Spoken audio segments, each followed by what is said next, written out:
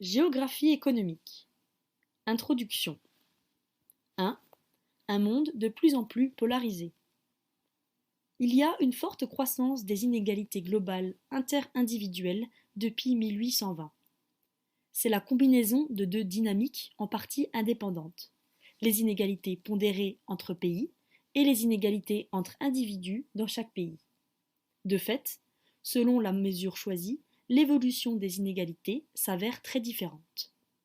Il est possible de décomposer les inégalités individuelles globales selon la formule suivante.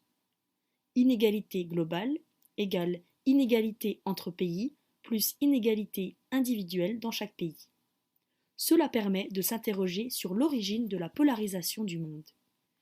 Est-elle liée à des inégalités croissantes entre pays riches et pauvres ou plutôt à une forte polarisation sociale à l'intérieur des pays?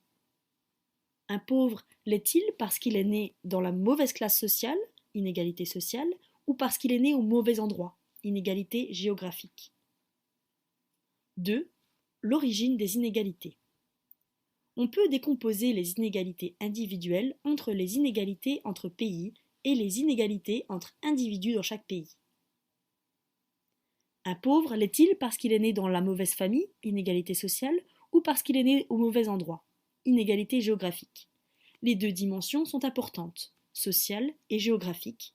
Néanmoins, en termes de revenus, il vaut mieux être pauvre dans un pays riche que moyennement riche dans un pays pauvre. Grand 1. La mesure des inégalités géographiques. La carte du monde décrit la répartition de la richesse sur la base d'unités statistiques de 30 millions. On y observe 3 zones de différentes prospérités. Des zones très prospères, Europe centrale, Amérique du Nord, Japon et Corée du Sud, ainsi que Australie et Nouvelle-Zélande. Deuxième zone, des zones pauvres et très pauvres, comme l'Afrique subsaharienne, l'Asie du Sud et du Sud-Est. Troisième zone, intermédiaire, à savoir Amérique latine intermédiaire, Europe orientale, Moyen-Orient, petit pôle de prospérité, Asie du Sud-Est, Afrique du Nord et du Sud. Un des objectifs principaux du cours est de comprendre cette concentration de la richesse et de comprendre cette concentration de la richesse et de la production. Cela suppose, premièrement, de parvenir à mesurer les inégalités territoriales, chapitres 1 et 2, puis de proposer des théories explicatives de cette répartition, chapitres 2 et 3. Petit 1, le produit intérieur brut. 1. De la valeur ajoutée au PIB, optique de la production. Différentes entreprises participent à la production d'une baguette. La ferme produit 20 centimes de blé, la minoterie vend sa farine à 50 centimes, le boulanger vend son pain à 2 $. La valeur ajoutée sur toute la chaîne correspond à la somme de la valeur ajoutée des 3 entreprises, à savoir 0,2 plus 0,3 plus 1,5 égale 2 $. La valeur ajoutée correspond au prix final moins les prix des biens intermédiaires, ce qui correspond au travail donné. Le PIB correspond à la somme des valeurs ajoutées. 2. Le circuit économique. L'économie ne se résume pas à la production. Les biens issus de la production sont vendus sur le marché. Il s'agit de la consommation et génèrent des revenus qui sont distribués aux acteurs économiques, revenus du travail et du capital. La valeur ajoutée peut donc être mesurée selon la production, les revenus ou la consommation finale, tout en donnant le même résultat. La répartition des revenus entre travailleurs et propriétaires est un enjeu central dans le cadre du capitalisme. En effet, les économies capitalistes ont produit et approfondi une division entre les propriétaires des moyens de production, les capitalistes, et ceux qui n'ont que leur force de travail qu'ils vendent sur le marché du travail, les salariés. Historiquement, on observe une concentration des moyens de production et la disparition progressive des petits producteurs indépendants. Ce processus s'est produit dans l'agriculture, dans l'industrie, les artisans sont remplacés par des usines par exemple, ou les services, l'épicier est remplacé par la grande surface commerciale. De la même façon, on peut diviser la consommation comme suit. Premièrement, consommation privée, celle des ménages. Deuxièmement, la consommation publique, celle de l'État. Troisièmement, la formation d'un capital, en termes d'investissement, brut ou net. Quatrièmement, le solde des échanges avec le reste du monde. Comparaison de l'économie belge dans les temps, pendant la période fordiste, 1950-1980, il y avait une forte hausse des revenus du travail. La consommation privée diminue, la consommation publique croît et l'investissement croît également. Pendant la période néolibérale, de 1980 à 2010, il y a une constatation d'une baisse des revenus du travail au profit du capital. Cependant, on observe une stagnation de la demande publique et privée, ainsi qu'une décroissance de l'investissement net. Enfin, diminution constante de la part des indépendants, ce qui est une tendance lourde du capitalisme à la concentration du capital. Comparaison de l'économie belge dans l'espace. En Belgique, il y a une forte importance de la consommation publique. Seuls les pays nordiques sont plus hauts. La consommation privée faible. Cela ne veut pas dire un État dépensier, mais plutôt de l'importance des services publics et la collectivisation de certaines dépenses comme la santé qui seraient ailleurs prises en charge par les ménages. En Chine, par exemple, la consommation est très faible et l'investissement très élevé, ce qui signifie que les revenus générés par l'économie sont massivement réinvestis pour augmenter la production sans que cette croissance ne se traduise par une consommation élevée. Aux États-Unis ou en Grèce, c'est le processus inverse. Les revenus générés sont consommés par les ménages et très peu réinvestis dans l'économie, que ce soit l'investissement ou les dépenses publiques. 3. Du PIB au PIB par habitant. Le PIB n'est pas une mesure de développement économique, puisqu'il peut porter sur une population nombreuse ou non. Il faut dès lors distinguer 3 choses. Premièrement, le PIB total est la puissance économique du pays. Deuxièmement, le PIB par habitant correspond au niveau de vie des habitants. Troisièmement, le PIB par emploi correspond à la productivité et l'efficacité des travailleurs. 4. La comparaison internationale des PIB. Brut versus net. Le PIB correspond au PIN plus la consommation des capitaux fixes. Le coût des facteurs versus le prix du marché. PIB CF égale PIB PM moins les taxes plus les subventions. National versus intérieur, RNB correspond au PIB plus les revenus entrants du reste du monde moins les revenus sortants vers le reste du monde. Importation moins exportation. PPA, parité de pouvoir d'achat versus dollar courant. Comment comparer deux PIB exprimés dans des monnaies différentes? Plusieurs solutions. Solution 1, il faut convertir le PIB en monnaie nationale en dollars. On ne tient pas compte des différences de coût de la vie. Il y a de fortes fluctuations du taux de change alors que seule une partie de la production donne lieu à un échange international. Solution 2, la parité du pouvoir d'achat. On tient compte du pouvoir d'achat réel en comparant la capacité à consommer un panier de biens communs entre les pays. Ainsi, on corrige le PIB. 1.2. Le calcul du PIB en parité du pouvoir d'achat. En comparant le PIB par habitant en Chine, en yuan, et en Belgique en euros, on arrive à la conclusion qu'un Belge est en moyenne 13,87 fois plus riche qu'un Chinois. Cependant, ce calcul ne prend pas en compte les différences du coût de la vie. Pour cela, il faut comparer le prix d'un même panier de consommation courante en monnaie locale. Premièrement, il faut calculer le prix d'un même panier de consommation en Chine et en Belgique, en monnaie locale. Deuxièmement, il faut compter combien de paniers chacun peut se payer. Troisièmement, il faut calculer le rapport. Et ce, en utilisant cette technique, le Belge n'est en moyenne que 5,44 fois plus riche que le Chinois. Le PIB par habitant en PPA est donc un véritable instrument pour mesurer les niveaux de vie des habitants à l'échelle mondiale. Cependant, pour mesurer le niveau de puissance économique des pays, il vaut mieux utiliser la méthode de conversion en dollars. Répartition du produit et de la population entre les grands ensembles mondiaux.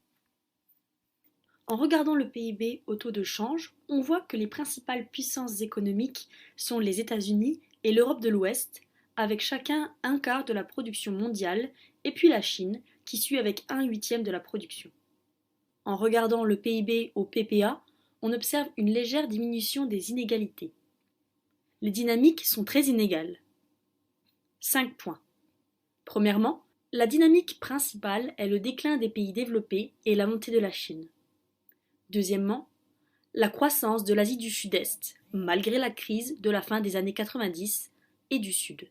Troisièmement, on constate un déclin léger puis un redressement des anciens pays du bloc de l'Est.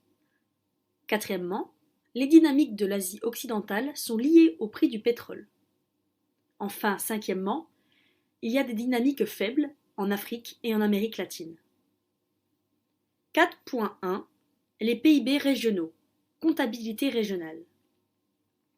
Bien qu'il s'agisse du même concept que la mesure du PIB national, il est beaucoup plus compliqué de mesurer un PIB régional puisque d'une part, une entreprise peut produire de la richesse à différents endroits à l'intérieur d'un pays tout en ayant un seul siège social et que d'autre part, les échanges de revenus entre les régions ne sont pas comptabilisés. La comptabilité régionale se base donc sur deux méthodes combinées. En partant de la comptabilité des entreprises, c'est la méthode ascendante, et en partant de la comptabilité nationale, c'est la méthode descendante. Les PIB régionaux, la question de l'échelle. Prendre une échelle trop petite n'a pas de sens car tous les revenus générés à un endroit sont distribués ailleurs et consommés encore ailleurs. Par exemple, quartier européen versus quartier résidentiel. De plus, les régions riches ont souvent des habitants pauvres car les travailleurs habitent en périphérie. La taille des régions rentre aussi en compte. La RBC est considérée comme riche car il y a très peu d'habitants, alors que Paris ne l'est pas car elle est beaucoup plus grande. Au final, il est plus judicieux de prendre comme base de calcul les bassins d'emploi. Grand 2. La critique du PIB. 2.1. Le PIB n'inclut pas toute l'activité économique. Par définition, le PIB n'inclut que l'activité économique formelle, c'est-à-dire officielle et donc comptabilisée et monétarisée. Toutes les productions officieuses y sont exclues, de même que toute activité qui ne donne pas lieu à un échange marchand et monétaire. Selon les définitions et les hypothèses retenues dans l'évaluation du coût de travail, on peut estimer le poids de l'économie domestique à 2 points. À 54% de l'économie totale, si on évalue les activités domestiques en prenant un substitut existant sur le marché. Par exemple, on utilise les salaires des crèches comme substitut à la garde des enfants. Et 33% si on applique le salaire minimum à l'ensemble des activités concernées. Selon les sociétés, les services domestiques sont plus ou moins pris en charge par la sphère marchande, c'est-à-dire les entreprises. D'une société à l'autre, on comptabilisera plus ou moins dans le PIB le même type de services rendus. Plus une société est développée, plus ses services sont marchandisés, car le marché tend à pénétrer l'ensemble des rapports sociaux. La croissance économique, mesurée par la croissance du PIB, est en partie le résultat de ce processus. Il en résulte dès lors une surestimation des inégalités mondiales, puisque les services sont plus souvent pris en charge dans l'économie informelle dans les pays en voie de développement que dans les pays développés. 2.2 La répartition sociale des revenus. Le PIB par habitant est une moyenne sur un territoire, mais il peut être réparti de façon plus ou moins égale entre les régions et surtout entre les individus habitant ce territoire. On mesure ces inégalités en classant les individus en n groupes de nombre égal des plus pauvres aux plus riches et en leur attribuant les revenus correspondants. Cela permet de dessiner des courbes de Lorenz, L-O-R-E-N-Z. La diagonale correspond donc à l'égalité parfaite puisque les 10% les plus pauvres ont 10% du revenu national, tout comme les suivants, etc. L'Afrique du Sud a la courbe la plus éloignée de cette diagonale et est donc le pays le plus inégalitaire parmi ceux représentés sur le graphique à l'inverse de la Suède. À partir de cette courbe, on peut calculer le coefficient de Gini, G-I-N-I, qui mesure les inégalités qui varient entre 0, égalité parfaite, à 1, inégalité parfaite. G égale 1 moins 2B, où 1 représente l'aire du carré et B représente l'intégrale de la courbe de Lorentz. Il est intéressant de noter qu'il n'existe pas de relation simple entre le niveau du PIB par habitant et les inégalités sociales au sein des pays. Certes, dans l'ensemble, les revenus sont un peu plus également répartis au sein des pays riches, mais tous les cas de figure se rencontrent. Premièrement, des pays pauvres très inégaux, Amérique latine, Afrique du Sud, des pays pauvres plus égaux, comme certains anciens pays communistes, des pays riches inégaux, comme la plupart des pays anglo-saxons où les impôts et la redistribution sociale sont relativement faibles, des pays riches plutôt égaux, comme les pays nordiques où les politiques de redistribution sont importantes mais exigent des niveaux d'imposition très élevés. 2.3. Le PIB par habitant est une mesure insuffisante du développement socio-économique. Le PIB par habitant ne peut pas constituer la mesure des inégalités de développement à l'échelle du globe.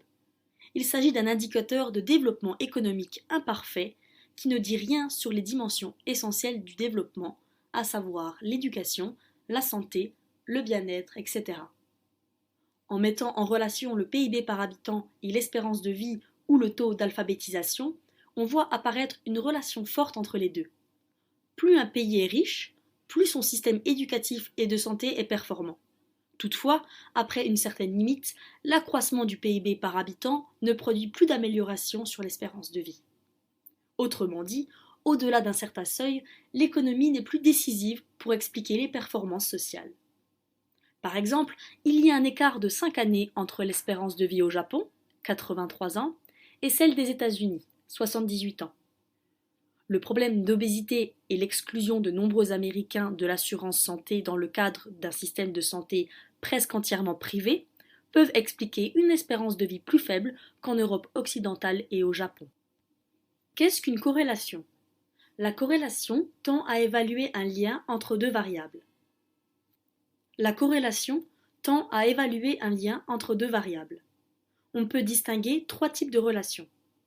Une corrélation positive s'observe lorsque les deux variables augmentent, PIB par habitant et consommation électrique par habitant. Une corrélation négative s'observe lorsque l'augmentation sur une variable correspond à la diminution sur une autre, PIB par habitant et mortalité infantile.